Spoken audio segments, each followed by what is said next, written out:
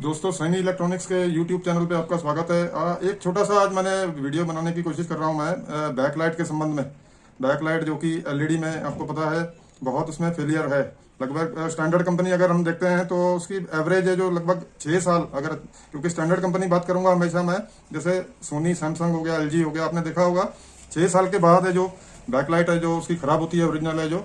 But आजकल market में जो आ रही है वो थोड़ा हल्की क्वालिटी है, आप ये चीज़ से आप वाकिफ होंगे। कुछ तो अच्छे भी मिल रहे हैं बल्ब, जो एलईडी बल्ब है, स्ट्रिप्स है, कुछ है जो बहुत हल्के भी हैं। तो आज हम पूरी बैकलाइट के बारे में बात करेंगे, किस प्रकार से मतलब उसके फेलियर, उसको रोकना कैसा है, क्या क्या उसकी कैलकुलेशन है जब हम बैकलाइट रिप्लेस करते हैं, और क्या क्या चीज़ें हैं जो जिस पे ध्यान देना है ताकि आपकी लाइट है जो वो थोड़ी लंबी चले। अब बैकलाइट से मैंने डिफरेंट टाइप की रखी हुई है, आप देखोगे इस पर फोकस करना लाइट के ऊपर।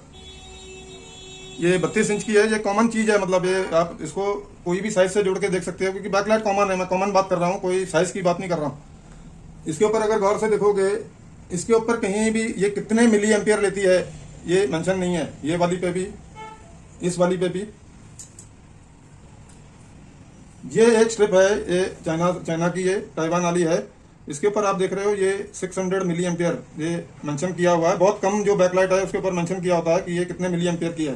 तो दोस्तों बात करेंगे कि रिपीट फेलियर है जो लगभग समझो आपने आज एलईडी नहीं डाल के दे दी, आपकी समझो 6 एलईडी वाली 3 स्ट्रिप लगी हुई है। 32 इंच की बात करें तो 3.3 वोल्ट, उसको अगर हम 6 को हम गुना करते हैं तो टोटल 18 एलईडी हो जाती है 3.3 वोल्ट की। आप उसको अगर कैलकुलेट करोगे लगभग 60 वोल्ट बनते हैं जो आउटपुट पे आपके होने चाहिए, 59.4 समथिंग है सर, लगभग 60 वोल्ट के। अब रिपीट फेलियर आने का चांस कैसा है मैं आपको बताऊंगा। अब देखो पुरानी एलईडी आपने जो निकाली है उसके ऊपर मिली एम्पियर का कोई भी उसके ऊपर मेंशन नहीं था कि ये कितने मिली एम्पियर की है या एक एलईडी स्ट्रिप कितने एम्पियर ले रही है। बट इसके अंदर आप देख पा रहे हो ये 600 मिली एम्पियर लिखा हुआ है, मेंशन किया हुआ है। आपने जो पुरानी एलईडी स्ट्रिप निकाली वो समझो अज्यूम करो कि 480 मिली एम्पियर की थी। अब उसकी जगह आप ये 6 3 स्ट्रिप आप डाल रहे हो। ये आप अगर डालोगे तो लाजमी बात है 480 मिली एम्पियर की जगह आप 600 मिली एम्पियर का लोड उसको दे रहे हो, तो वो आपकी फीडबैक सर्किट काम करेगी और वो वोल्टेज बढ़ाने की कोशिश करेगी। मैं ये एक सिंपल डिजाइन की बात कर रहा हूँ। तो क्या होगा कि आपका कैलकुलेशन बिगड़ सकता है। अब इसको ब्लाइंडली आपने चला के देखा, आपने कस्टमर को दे दिया, इस तरह बिल्कुल नहीं करना चाहिए, बिल्कुल भी। जब भी आप एलईडी स्ट्रिप बदली करते हो आपको आउटपुट वोल्टेज जरूर मेजर करना है, ये पक्की बात है। ये आपकी जो रिपीटेशन फेलियर है इसको बिल्कुल नकेल कस देगी, इसको रोक देगी। अब आपकी रिक्वायरमेंट समझो 59.4 वोल्ट की है, आपने ये अलग मिली एम्पियर की समझो पट्टी डाला आपने, ये लगभग 75 वोल्ट आपके समझो आउटपुट पे मिलने चालू हो गए 60 वोल्ट की जगह। तो ये ऑब्वियस है कि ये 10 दिन, 15 दिन, 1 महीने में ये हीटअप होके जरूर उड़ेगी। तो वो सेटिंग आपको जरूर करनी है। मेरे पुराने वीडियो के अंदर आप देखोगे किस तरह से जो इसकी ग्राउंड होती है, आपको पता है लो ओम्स के रेजिस्टेंस लगे होते हैं, तो उसके ऊपर सेटिंग की होती है। ये वोल्टेज एक हद तक हम कम कर सकते हैं, एक हद तक हम उसको वोल्टेज को बढ़ा सकते हैं। उसकी फीडबैक काम करती है, उसका करंट सेंस है जो वो काम करता है। हम बात करें देसी जो हमारा कॉम्बी वगैरह कार्ड, जो कंपनी के स्टैंडर्ड पावर सप्लाई अलग आते हैं, वो डिजाइन बहुत अच्छे बनाए होते हैं। वो खुद ब खुद ज्यादातर हमने देखा है कि वो आपका करंट भी वो सेंस करके उसको प्रॉपर लोड पे ले आता है, वोल्टेज भी वो सेट कर लेता है काफी हद तक। पर जो हमारे देसी सेट के अंदर ये थोड़ा सा गड़बड़ है कि वो छोटा डिजाइन होता है, वो प्रॉपरली उसको जब हम एलईडी डालते हैं तो वो कई बार वोल्टेज बढ़ जाते हैं, तो वो उसको लेवल में नहीं लेके आता है। उसको हमें मैनुअली करना चाहिए। सेटिंग है जो रेजिस्टेंस लगी होती है लो ओम की, वो समझो 4 लगी हुई है, हम 1 निकाल देते हैं, 2 निकाल देते हैं, वोल्टेज चेक करते हैं, वोल्टेज सेट हो गया हमारा। उस तरीके से हम उसको वोल्टेज अगर आपके प्रॉपर आ गए जितने चाहिए, तो ये मेरा मानना है कि आपकी एलईडी जल्दी रिपीट नहीं होगी।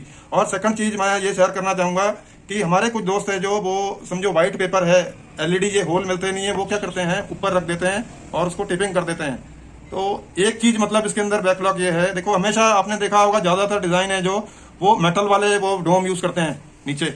जब ये मेटल के ऊपर ये पार्ट टच होता है, इसका बहुत मान्य है ये अपनी जो हीट है वो मेटल के अंदर ट्रांसफर कर देती है। आप मान लो आपने नीचे रखा, आपके होल मैच नहीं हो रहे, मेरे हिसाब से आपको ड्रिल करके या जो भी तरीके से इसको होल करके प्रॉपर इसको स्क्रू से टाइट कर देना चाहिए, ताकि ये मेटल बॉडी के साथ कंप्लीट टच रहे और इसकी जो हीट है ये ट्रांसफर हो जाए। ये भी एक बहुत बड़ा कारण है। आप ऊपर रख देते हो, बीच में आपका व्हाइट पेपर है जो वो हीट ट्रांसफर नहीं करेगा, आपको पता है। वो कम हीट ट्रांसफर करेगा या करेगा ही नहीं। तो इस वजह से क्या होगा कि ज़्यादा चलने से ये हीटअप होगी और इसका रिपीटेशन का जो चांसेस है बहुत ज़्यादा बढ़ जाएंगे दोस्तों। ये बहुत बड़ा कारण है। नीचे रखो आप पेपर बिछा के उसको प्रॉपर 11 नंबर ब्लेड से, या किसी ने आयरन रखी है उसको प्रॉपर होल बना सकते हैं। तो प्रॉपर काम अगर हो जाए अच्छी बात है, आपका मैकेनिक का नाम बना रहता है। अगर जल्दी जल्दी चीज़ खराब होए तो वो मैकेनिक का नाम भी थोड़ा सा खराब होने की चांस होते हैं। रिपीटेशन के दो चांसेस मैंने बता दिया कि एक तो ये आपको नीचे लगाना है।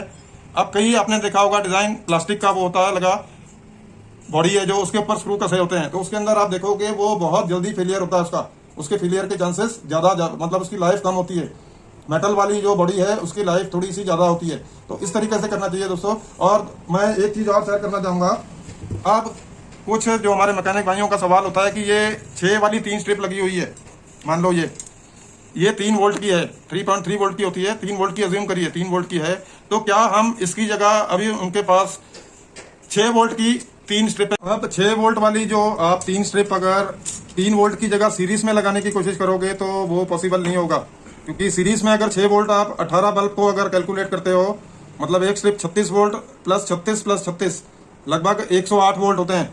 वो डिज़ाइन है जो इतना कारगर नहीं होता है बिना पीएफसी वाला कि वो 60 वोल्ट से 108 वोल्ट, 60 वोल्ट से 108 वोल्ट बना दे। नहीं, इतना उसके अंदर नहीं कैपेसिटी होती है, ना उसका डिज़ाइन होता है।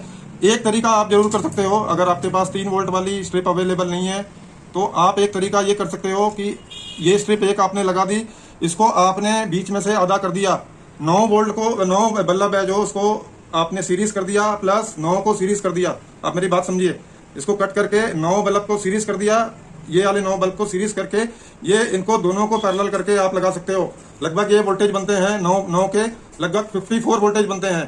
तो ये इतना एडजस्ट कर सकता है। आउटपुट जरूर चेक करनी है आपको कि आपकी आउटपुट है जो वो प्रॉपर आ रही है, प्लस आपको जो फैट लगा हुआ है और ये डायोड लगा है, ऑन करने के बाद वोल्टेज सपोज आपकी सेट हो गई, इसको जरूर आपने हल्के से उंगली लगा के देखना है कि ये बहुत ओवर हीटअप तो नहीं हो रहा। अगर ये हीटअप हो रहा है तो ये डिजाइन है जो, इसको कैंसिल करिए आपको फिर 3 वोल्ट की अरेंज करनी पड़ेगी, या आपको इसको तीनों को पैरेलल में लगा के देखना पड़ेगा। अगर 6 वोल्ट है, वो लगभग 36 वोल्ट होते हैं। आउटपुट आपको हमेशा चेक करनी है जब भी आप स्ट्रिप लगाते हो। आउटपुट बहुत सारे मैंने मैकेनिक देखे हैं हमारे भाई, वो उन्होंने एलईडी बैकलाइट रिप्लेस की और वो डायरेक्ट पैक करके दे देते हैं, तो वो बहुत गलत चीज़ है दोस्तों।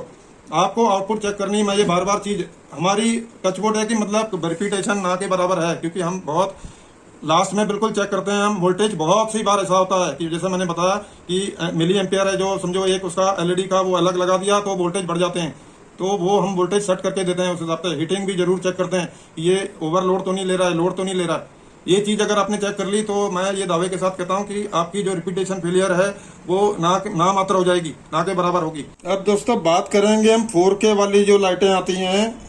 4K वाले समझो आपने एक 50 इंच का टीवी आपके पास आया है और आपके पास सेम है जो स्ट्रिप अवेलेबल नहीं है, तो कोई बात नहीं, उसको बिल्कुल आप कर सकते हो। बट 4K के अंदर ये जरूर ध्यान देना है कि ये जो बल्ब है, सपोज ये डोम है, आप देख रहे हो, ये बल्ब आपको बिल्कुल आप इस तरीके से ना लगाएं इसको, इसकी जगह बहुत कम बचेगी। तो क्या होगा, ये 100% है कि चारों तरफ ये घेरा बनेगा। आप देखना, इसको आपको क्या करना है, देखो ये जो स्पेस रखा होता है ये बहुत सोच समझ के कि इसका फैलाव है जो, अगर आप ये कोने की बजाय वो आप 4K बल्ब यहाँ रखते हो तो आप देखोगे बिल्कुल परफेक्ट काम होगा आपका। ये चीज़ ध्यान देना, क्योंकि कस्टमर कभी भी कन्विंस नहीं होगा।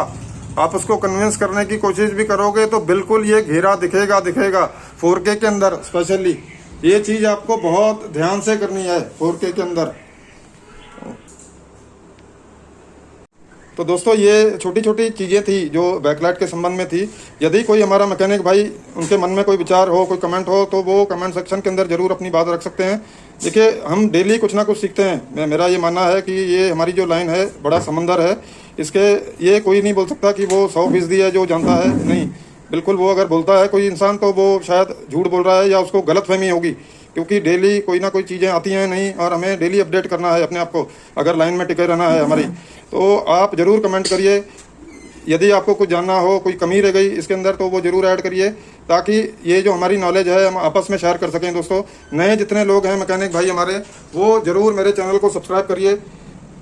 मैं जो छोटे छोटे अपडेशन मैं वीडियो डालते रहता हूँ, जितनी मुझे जानकारी है, तो मैं ज़रूर चाहूँगा कि नए लोग हैं जो इस चैनल को सब्सक्राइब जरूर करें। तो बहुत बहुत शुक्रिया दोस्तों।